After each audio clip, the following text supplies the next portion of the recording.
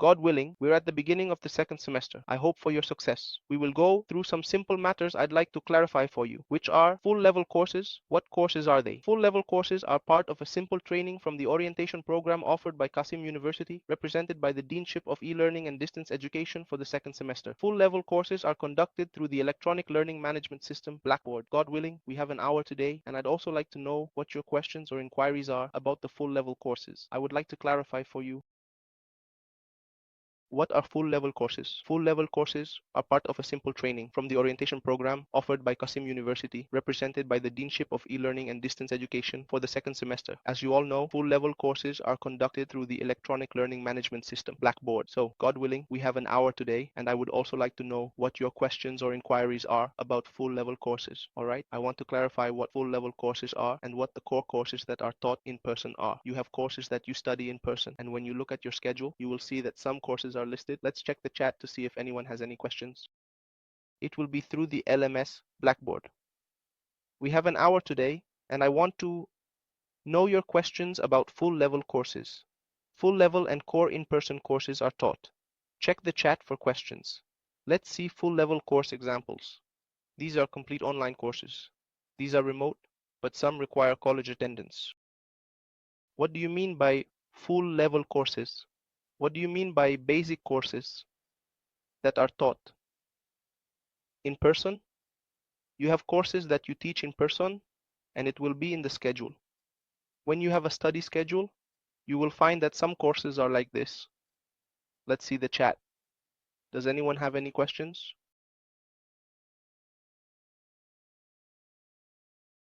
All right, let's look together at full level courses. An example of full level courses is the complete online courses, meaning you study them remotely from home. The study for these courses is done from home, but there are other courses that you study in person at the college, and you must attend at the college. So, as you can see on the screen, I hope the screen is clear for you. For example, courses like Introduction to Islamic Culture, Islam and Community Building, Thinking Skills, and Introduction to Computer Skills are some of the prominent examples of full level courses. I'm sure you have encountered some of these courses. What I would like to clarify for you here is that when we enter Blackboard, you will find that you can access the courses. So, as you can see in front of you on the screen, I hope the screen is clear for you. For example, courses like Introduction to Islamic Culture, Islam and Community Building, Thinking Skills, and Introduction to Computer Skills are some of the prominent examples of full level courses, and I'm sure you have encountered some of these courses. Now, what I would like to clarify for you here is that when we enter Blackboard, you will find that you can access the courses. For instance, there is a course called Introduction to Computer Skills. This course has both a theoretical part and a practical part. There are also some other courses like Introduction to Islamic Culture, which you will find is more theoretical. When we enter the Blackboard, you will find that, of course, you enter the courses. So, this is a repeated example, a course called Introduction to Computer Skills. This course has both a theoretical part and a practical part. Now, there are some other courses, like the one called Introduction to Islamic Culture, which you will find is more theoretical. So, what should we focus on when dealing with full level courses? What is important to us in full level courses? Specifically, we will talk about full level courses. Any course from the full level courses that you enter, you must focus on the course syllabus. You see, I highlighted it in red. The course syllabus is something you need to pay attention to, and of course, this syllabus is available in all courses. Focus on key areas. In full level courses, any course from the full level courses that you enter, focus on the syllabus, highlighted in red. Pay attention to this syllabus. In full level courses, this information is crucial. Review updates, content, assignments, and activities.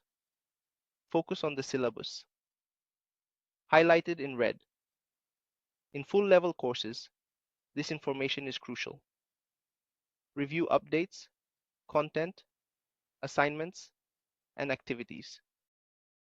Whether it's a full level course or not, in the case of a full level course, you really need to focus on the course information because it's very important.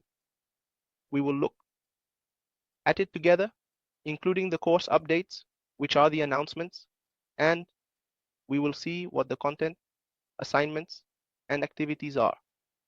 Of course, these are very important because you have a set of grades that you can earn without any effort or stress Of course, they are absolutely and undoubtedly very important because you have an extremely significant set of grades that you can earn effortlessly without any sort of stress.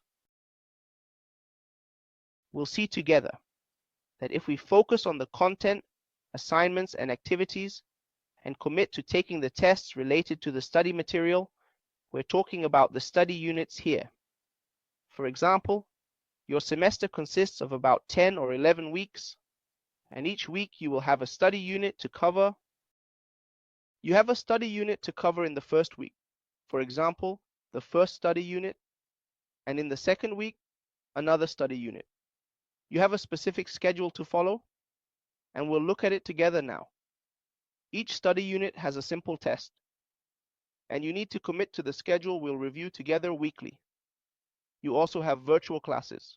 Virtual classes are the tool through which you will attend the live lecture, synchronously with the course professor. You must commit to the virtual classes and not miss them, and we'll see how penalties are applied. For example, if you exceed 25% of the virtual classes or lectures, you expose yourself to penalties. All right? The first virtual lecture will be scheduled for you. You have a study schedule, and in that schedule, you'll find the name of the course. If you pay attention to what I'm saying, in some of your courses, they are not full-level courses. You'll see the professor's name listed along with the time. For instance, I can tell you that your lecture for the subject, let's say chemistry, will be on Tuesdays every week from 8 a.m. to 9 a.m. Your first virtual lecture will be scheduled. Check your study schedule. Some courses are not full level. You'll see the professor's name and time. For full level courses, only the course name is listed. In that case, check course announcements when you open it.